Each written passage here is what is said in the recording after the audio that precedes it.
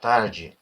Vamos conversar hoje a respeito de um tema que é muito conhecido por aqueles que leem o Evangelho de Mateus, que leem, estudam sobre escatologia, sobre os acontecimentos finais que precedem a vinda de Cristo.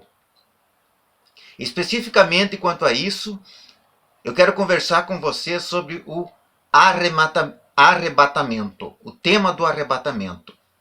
A partir do que Cristo ensina lá no livro de Mateus, no Evangelho de Mateus, capítulo 24, verso 38 em diante. Ao falar sobre a sua segunda vinda, o seu retorno, o Messias, ele pontua alguns aspectos, alguns sinais que serão de importantíssima relevância para o estudo do acontecimento daqueles dias finais. Vamos ler Mateus 24, capítulo 24, verso 38, onde Cristo ensina: Porquanto, assim como nos dias anteriores ao dilúvio comiam e bebiam, casavam e davam-se em casamento, até o dia em que Noé entrou na arca. E não o perceberam, senão quando veio o dilúvio e os levou a todos. Assim será também a vinda do Filho do Homem. Então ele está falando aqui, fazendo uma analogia, uma comparação, da segunda vinda de Cristo com a época em que o próprio Deus, o Senhor Yahvé, exerceu o seu juízo sobre a geração em que Noé fazia parte, nos tempos de Noé. Ele fala que aqui, assim como naquele tempo em que Noé viveu e construiu a arca, em que havia muita maldade, nós já lemos lá no capítulo 6 do livro de Gênesis, havia uma corrupção geral na terra, havia também uma normalidade. Deus, ele preparou uma forma de escape para Noé e sua família, em meio a que viviam atormentados pelos valores mundanos, os valores que rejeitavam a sociedade que na época rejeitava Deus, mas que vivia tranquilamente. Então aquela sociedade em que Noé estava inserido, estava agindo numa aparente normalidade. Ele fala como exemplo aqui, no verso 38 do capítulo 24 de Mateus: Porquanto, assim como nos dias anteriores ao dilúvio, eles comiam, bebiam, casavam e davam-se em casamento. Ninguém sabia, a não ser Noé, do que iria ocorrer dali em diante. Então houve o dilúvio, aquela geração toda foi extinta. Só sobraram 8 pessoas na arca de Noé, que foram agraciados por Deus com uma nova oportunidade para recomeçar, repovoar a terra. Então havia uma aparente normalidade. As pessoas não se importavam em conhecer a Deus, em buscar ao Senhor, em entender a vontade de Deus, em obedecê-lo, em consagrar a sua vida a Ele em oração, em agradecimento, não. Mas somente Noé e sua família. Noé, que era tido como justo perante Deus, e a família dele. Ninguém percebeu. E é isso que Cristo está falando. Na segunda vinda de Cristo, a maioria não vai perceber. Não vai perceber que Deus está executando seu juízo sobre a terra. Não vai perceber que o tempo final chegou. O tempo do ajuste perante o Senhor, perante o Criador, chegou. As pessoas não vão perceber, porque elas vão estar vivendo numa aparente normalidade, como qualquer outro dia. Mas, no verso 39 do capítulo 24 de Mateus, Cristo, ele fala que não perceberam. O povo no tempo de Noé não percebeu. Senão quando veio o dilúvio e levou a todos.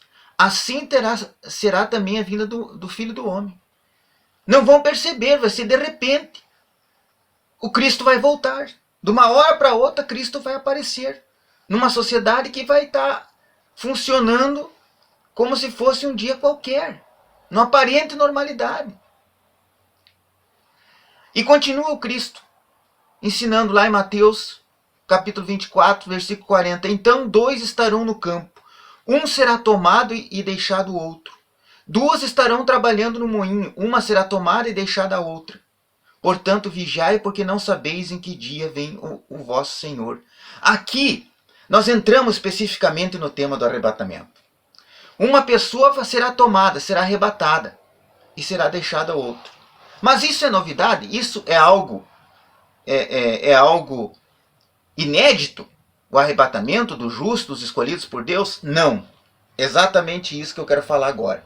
Em Gênesis capítulo 5, verso 22, consta que andou Enoque com Deus. Enoque é um dos patriarcas do Antigo Testamento. No verso 24 do capítulo 5 de Gênesis, novamente está escrito que andou Enoque com Deus e já não era, porque Deus o tomou para si. Mas o que é que aconteceu com Enoque? Nós vamos entender se ler Hebreus capítulo 11, verso 5, que diz lá que pela fé Enoque foi transladado para não ver a morte.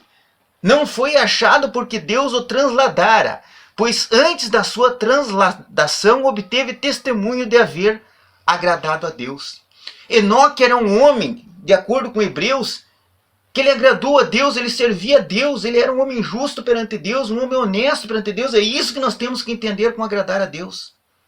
E Enoque, ele foi transladado. O que é transladado? É arrebatado. É o que Cristo prometeu aos seus servos, aos seus fiéis, aqueles que o creem, o temem e obedecem. Quando diz lá, no verso 40 do capítulo 24 de Mateus, então 2 estarão no campo, um será tomado e deixado o outro. Esse que será tomado é porque agradou a Deus. São as pessoas que agradam a Deus, que vivem de acordo com os princípios de Cristo, obedecem a Cristo, obedecem os 10 mandamentos, a lei de Deus, procuram se esforçar para ser justos, procuram se esforçar para manter-se longe do pecado, renega o pecado, pede perdão a Deus. E procura ter uma vida em santidade, uma vida separada do mundo. Esses Cristo está dizendo que um será tomado e deixado o outro. Esse que será deixado está lá melhor explicado em 24. São aqueles que não agradaram a Deus. Nós temos outra situação, outra pessoa que é levado aos céus, que é Elias. Lá em 2 Reis, capítulo 2, verso 11, diz: Elias é levado ao céu em uma carruagem de fogo. Elias também foi um homem que se esforçou. Lá no primeiro livro de Reis, segundo livro de Reis, nós vemos a história de Elias. Se esforçou para agradar a Deus, dedicar a sua vida a Deus, viver em função do Senhor. Por meio deles, Deus realizou milagres como ressurreição, como a multiplicação. Deus agiu em relação à idolatria, ao paganismo, por intermédio de Elias. E Elias agradou a Deus. Então foi do agrado de Deus arrebatar Elias. O arrebatamento não é algo inédito. É algo que já está lá em Gênesis 5:24, quando fala de Enoque, em Hebreus 11:5 também, falando de Enoque, que Enoque foi transladado por Deus, que agradou a Deus. Lá em 2 Reis 2:11, que Elias foi levado ao céu, na carruagem de fogo. Então o Cristo promete isso aqui, lá no verso 40.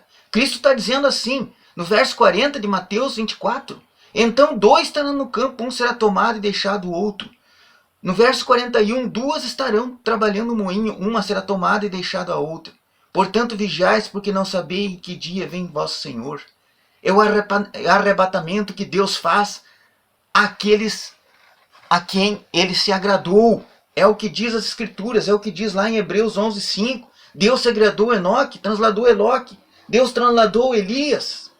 Então, para a nossa geração, para a humanidade, o Cristo está prometendo o arrebatamento.